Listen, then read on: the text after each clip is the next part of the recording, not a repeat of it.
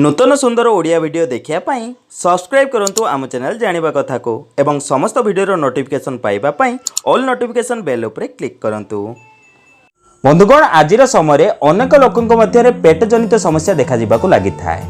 Gas, acidity, अजीर्ण, अग्निमांद्य एमिति अनेक प्रकार रोग लोक मानक मध्य देखिबाकु मिलिथे। हल्का किछि जलखिया किबा तेल भाजी जिनिसर सेवन करिबा द्वारा हमकु अजीर्ण अनुभव होइथाय। एहा छडा एमिति बहुत अनेक लोक अछंती जे माने अजीर्ण एवं अग्निमांद्य भली समस्या बहुत दिनरु भोगुछंती एवं बहुत कष्ट मध्य पाउछंती। आज मु आपनक पई एमिति एक घरोई उपचार नै आसीछि जहार केवल 30 दिन प्रयोग द्वारा आपण देखिबे आपनकर अजीर्ण बा अग्निमांद्य भली समस्या सब दिन पई दूर होई जिवो। एही उपचार को बने बहुत सहज अटे, यह समस्ते बनै पारिबे। तेबे चलंतु जानिबा आपण एही उपचार को केमिति बनेबे एवं एहार सेवन केमिति करिबा को हेबो। बंधुगण एही उपचार को बनेया पय आपण को आवश्यक जुआणी। जुआणी समस्तक रोषेई घर बहुत सहज रे मिल जाए। जुआणी एक आयुर्वेद उपचार अटे जहाँ खाद्य बनैबारे व्यवहृत होता है, किंतु आपण जानि नथिबे जुआणी रो व्यवहार आम शरीर पय मध्य बहुत अधिक लाभदायक अटे। यह आम शरीर अनेक प्रकार रोग को दूर करिथाय।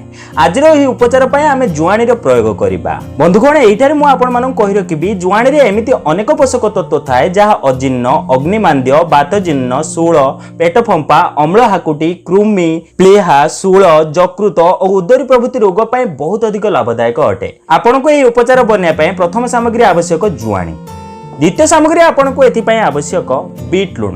बीट लूण आमे खाद्य को सुस्वाद बनाया पय व्यवहार करिथाउ। बीट लूण मध्य अजीर्ण, अग्निमांद्य, पेटफंपा, अम्ल हाकुटी और कृमि प्रभृति रोग पय बहुत अधिक लाभदायक अटे। एथि पय आपण को द्वितीय सामग्री आवश्यक बीट लूण। एबे जानिबा एहा को आपण केमिति बनेबे। एहा को बनाया पय प्रथमे आपण एक ग्राइंडिंग जग रे 1 ग्लास पानी नियंतु। एबे आपण एथिरे 1 चम्मच जुआणी मिसांतु। एबे आपण एथिरे आधा चम्मच बीट लूण मिसांतु। एबे आमे एहा को भलो भाबे ग्राइंडिंग करि नेबा। देखंतु एहा को मु भलो भाबे ग्राइंडिंग करि नेली। एबे आपण एहा को हल्का उषुम करि नियंतु। देखंतु एबे हमर उपचार प्रस्तुत। एहा को हल्का उषुम करि आपण एहार सेवन करंतु। एबे जानिबा आपण एहार सेवन केमिति करिवे। बंधुगण जदि आपण को अजीर्ण, अग्निमांद्य, बातजीर्ण, शूल, प्लीहा, यकृत, उदरी प्रभृति रोग अछि एबे आपण एही जुआणी पानी एमिति भाबरे बने एहार सेवन करंतु।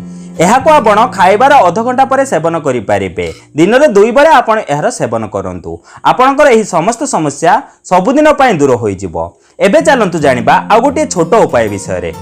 बंधुगण एही उपायटी सेही मानक पय अनेक लोक एमिति अछंती जे मानको ब्लड प्रेशर समस्या थाए। ब्लड प्रेशर रोगी माने लूणर सेवन करिबा कथा नुह।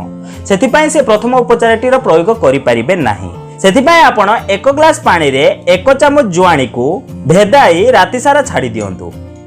एहा को राति सारा एमिति ही रहिबाक दियंतु। सकाळ आपण एही जुआणी पानी को हल्का कुटी नियंतु बा ग्राइंडिंग करि नियंतु एवं एही पानी रा सेवन करंतु। एही परि भाबे आपण 30 दिन मात्र सेवन करंतु। सकाळु खाली पेटरे आपण एहार सेवन करिबाको हेबो।